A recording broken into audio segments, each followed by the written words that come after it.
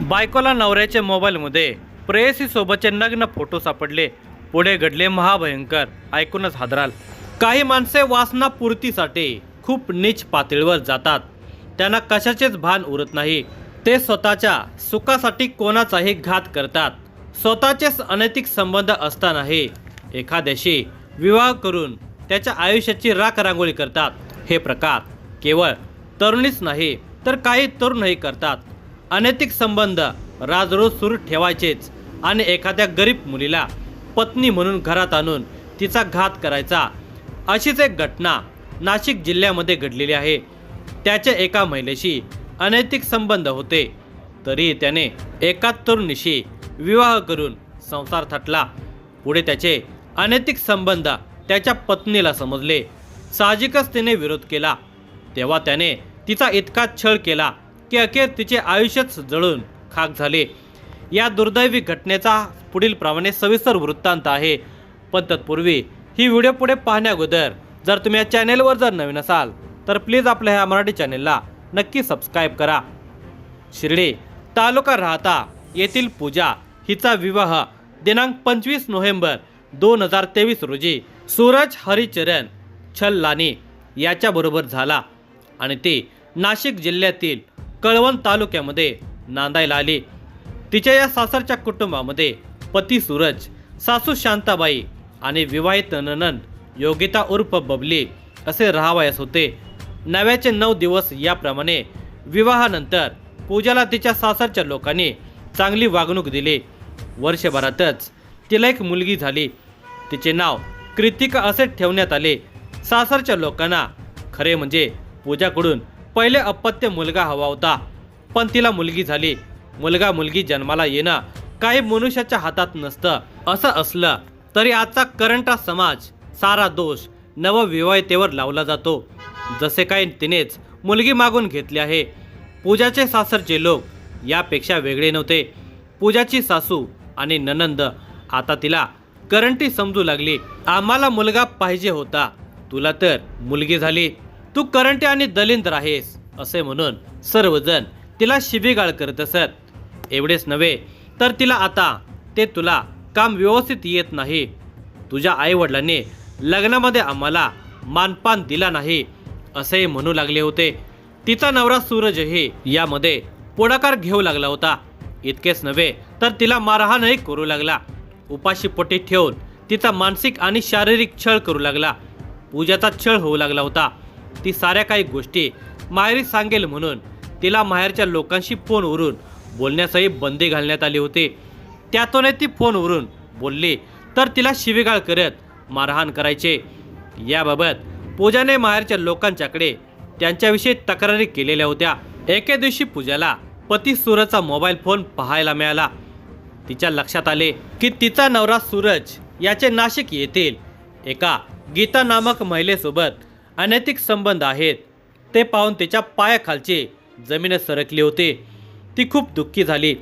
पूजाने याबाबत सूरजला विचारणा केली असता त्याने तिला शिवीगाळ केली. तू माझ्या अनैतिक संबंधाविषयी तुझ्या माहेरकडील लोकांना काही सांगितलेस तर तुला जिवंत सोडणार नाही. तू आत्महत्या करून घे म्हणजे मला गीताबरोबर संसार करता येईल असे म्हणत तिला दमदाटी करत असे. या अनैतिक संबंधावरून सूरज हा पूजाशी भांडण करून तिला शिवीगाळ, दमबाजी आणि मारहाण करून माहेरी हाकलून देत असे. त्यावेळी पूजाचे माहेरचे लोक सूरजला समजावून सांगत तिला पुन्हा सासरी पाठवत असत. सूरजच्या स्वभावामध्ये काही फरक पडला नव्हता. त्याचे अनैतिक संबंध सुरूच होते. त्यावरून तो पूजाला जास्तच त्रास देऊन मारहाण करत असे. ही बाब पूजाने वडिलांना सांगितले. तेव्हा ते चिडले आणि ज्या गीताशी सूरजचे अनैतिक संबंध होते तिला नाशिकमध्ये जाऊन गाठले. तू सूरजशी असलेले अनैतिक संबंध तोडून टाक, नाहीतर तुझे कॅफे तोडून टाकेन अशी तिला दमबाजी केली. तिने ही बाब लगेच सूरजला सांगितले. तेव्हा सूरजने सासऱ्याला दमबाजी केली की तुम्ही तिला काही बोलला तर तुम्हा सर्वांना जाळून मारून टाकेन. दिनांक 29 जानेवारी 2026 रोजी सकाळी 11 वाजण्याच्या सुमारास पूजाने आईला फोन केला आणि तिला सांगितले की माझ्या पतीच्या वागण्यामध्ये कुठलाच फरक पडत नाही. ते गीताशी असलेले संबंध तोडत नाहीत. आईला सांगताच तिला हुंदका आवरला नाही. ती फोनवरच रडू लागली. तिचे ते रडणे पाहून आईलाही रडू आवरले नाही. दिनांक 30 जानेवारी 2026 रोजी रात्री 2:30च्या दरम्यान पूजाच्या घराशेजारी राहणारे अमोल गोयर यांनी पूजाच्या भावाला कळवले की तुझी बहीण पूजा ही तिच्या घरामध्ये पेटली आहे. तरी तुम्ही लवकरात लवकर कळवणला या. हा निरोप मिळताच भावासह सर्वजण हादरले. काहीतरी विपरीत घडले आहे अशी भीती त्यांना वाटू लागली. भाऊ बॉबी राजपाल याने आई वडील, पत्नी आणि मित्रांना सोबत घेतले आणि तातडीने सर्वजण पहाटेच कळवण येथे दाखल झाले. त्यांना निरोप मिळाला की पूजाला नाशिक येथे नेण्यात आले आहे. त्याप्रमाणे सर्वजण एका खासगी हॉस्पिटलमध्ये पोहोचले. त्या हॉस्पिटलमध्ये पूजा उपचार घेत असताना तिने भावाला सांगितले की माझा नवरा सूरज याच्या विरोधात तक्रार करू नकोस, नाहीतर तो माझ्या मुलीला मारून टाकेल. उपचार सुरू असताना तिची प्रकृती बिघडली. पूजाला नॅशनल बर्न सेंटर ऐरोली येथे हलवण्यात आले. तेथे तिच्यावर उपचार सुरू असताना दिनांक 7 फेब्रुवारी 2026 रोजी रात्री 7:45 ते 8 वाजण्याच्या सुमारास पूजाचा मृत्यू झाला. घटनेची माहिती मिळताच पोलिसांनी घटनास्थळ आणि मृतदेहाचा पंचनामा केला. रुग्णालयामध्ये मृतदेहाचे पोस्टमॉर्टम केल्यावर अंत्यसंस्कारासाठी मृतदेह नातेवाईकांच्या ताब्यात देण्यात आला. या प्रकरणी बॉबी अशोक राजपाल राहणार शिर्डी तालुका राहता याने दिलेल्या फिर्यादीवरून कळवण पोलीस ठाण्यामध्ये गुन्हा रजिस्टर नंबर 26/2026 नुसार BNS 108 85 115 2 352 251 2 351 3 व 35 या कलमाखाली पती सूरज हरिचरण छजलाने, योगिता उर्फ बबली हरिचरण छजलाने सर्व राहणार शिर्डी व प्रेयसी गीता यांच्या विरोधात गुन्हा दाखल करण्यात आला. पोलीस अधीक्षक बाळासाहेब पाटील, अप्पर पोलीस अधीक्षक आदित्य मिरखेलकर, उपअधीक्षक किरण कुमार सूर्यवंशी व पोलीस निरीक्षक खगेंद्र टेंबेकर यांच्या मार्गदर्शनाखाली सहाय्यक पोलीस निरीक्षक जगदीश बोरसे यांनी तपास कामाला गती दिली.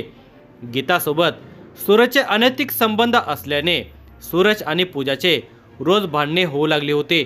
भांडणामध्ये तो तिला अर्वाच्य भाषेमध्ये शिवीगाळ करून मारून टाकण्याची धमकी देऊ लागला. भांडण वाढल्यावर तो तिला मारहाणही करू लागला.